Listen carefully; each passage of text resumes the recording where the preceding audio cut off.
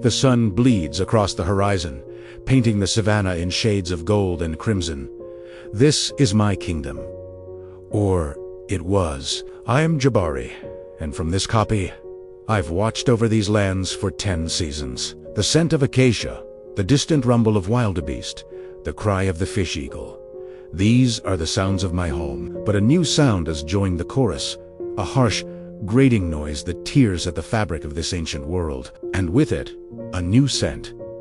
Acrid, unfamiliar, it's the smell of change, and it carries the bitter taste of loss. My pride, the mighty Indona, rests in the shade below. My lionesses, sleek and powerful, does with their cubs. Kione, my boldest hunter, twitches in her sleep, dreaming of the chase. The young males, barely more than cubs themselves, wrestle with a clumsy energy that makes my heart ache. They know nothing of the world beyond this shrinking patch of gold.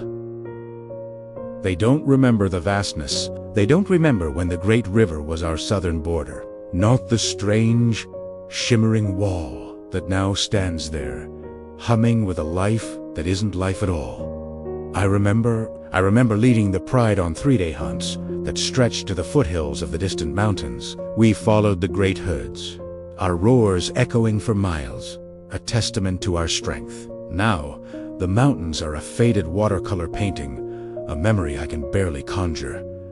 The metal beasts came first. They roared louder than any lion, gouging red wounds into the earth. Then came the two-leggeds, shouting in a tongue I don't understand, erecting fences that glittered like malevolent spider webs under the sun.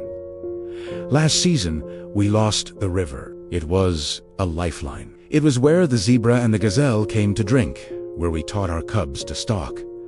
One day, it was ours. The next, a fence stood between us and the cool, life-giving water. We tried to find a way around, but the fence stretched on forever, a scar that would not heal. The thirst was a fire in our throats. We had the move to abandon the heart of our territory, pushing us north into the scrublands, the territory of the hyenas. The hyenas. They laugh, but there's no humor in it. It's the sound of opportunism, of scavenging. We've always been rivals, but now we are neighbors, crowded together in a space too small for one king, let alone 2 factions. Their matriarch, Senzi, is cunning. She watches me with eyes like chips of obsidian. She sees our weakness. She smells our desperation. The game is scarce here. The scrawny impala are quick and clever, and every kill is a battle, not just with our prey, but with the shadows that wait to steal it. A few nights ago, Kione made a kill, a small warthog, barely enough for the cubs. Before we could even begin to eat, the hyenas descended, the air filled with whoops and snarls. It was a chaotic, swirling melee of teeth and claws. We are lions. We are born to rule. But we were outnumbered, and we were tired. We fought, my roars splitting the night. But they were relentless. They tore the prize from us, their mocking laughter following us as we retreated, our bellies empty, our pride wounded. I saw the look in my cubs' eyes. It wasn't fear, it was confusion. Why did their king, the mighty Jabari, run? How do I explain a world that no longer makes sense? The two-legs are building again. Their strange, tall nests rise into the sky, blocking the sun. At night, their artificial stars burn so brightly they blot out the real ones. The noise is constant now, a mechanical heartbeat that never stops. It frayed our nerves, makes the prey skittish and unpredictable. The old paths are gone, erased by wide black rivers of stone that the metal beasts travel on. Trying to cross is a death sentence. Young Fun Young, full of adolescent fire, tried last moon. He thought he was fast enough. He wasn't. We could not even retrieve his body. My own reflection stares back at me from a puddle of muddy water. My mane is still thick, streaked with the gray of wisdom and battle. My shoulders are broad, but my eyes hold a weariness that 1,000 sunrises cannot erase. I feel the weight of my pride's survival on me, heavier than any buffalo. I am a king with no kingdom, a ruler of a shrinking map. Every day, I patrol the new borders, not of our territory, but of our cage. I roar, not with the dominance of a king, but with the defiance of a prisoner. I roar for my ancestors, whose spirits roam a land I can no longer reach. I roar for my cubs, who may never know the freedom of a true hunt. Today, something is different. The air is still. The ceaseless grinding of the two-legged machines has stopped. An unnatural quiet has fallen over the savannah. Even the hyenas are silent. I stand, my muscles tense, sniffing the air. There's a new scent, layered over the dust and the metal. It's the scent of smoke. I look towards the rising sun, and I see it. A dark plume, thick and black, climbing into the pristine blue sky from the direction of the two-legged nests. Then another, and another. A low, deep rumbling shakes the very ground beneath my paws, a sound far more powerful than their usual clamor. Panique erupts. Birds shriek and take to the sky in a frantic cloud.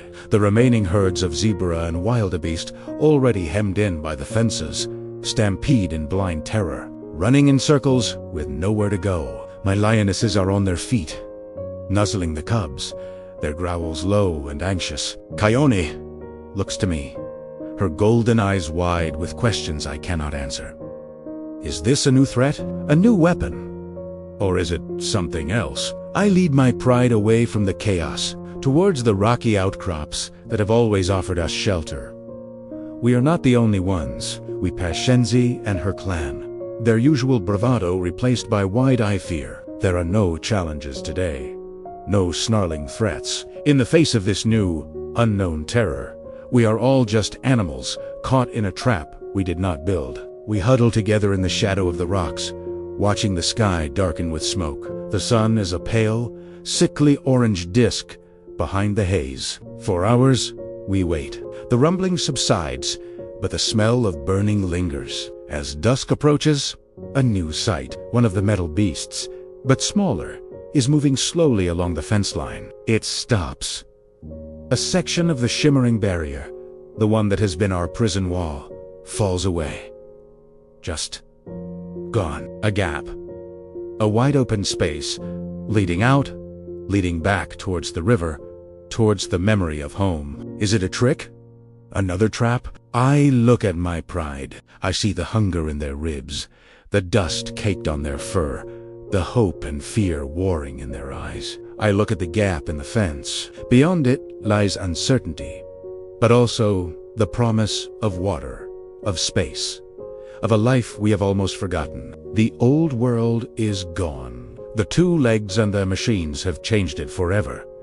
But maybe this is not the end. Maybe this is a different kind of beginning. My roar echoes in the smoky twilight. It's not a roar of dominance or defiance.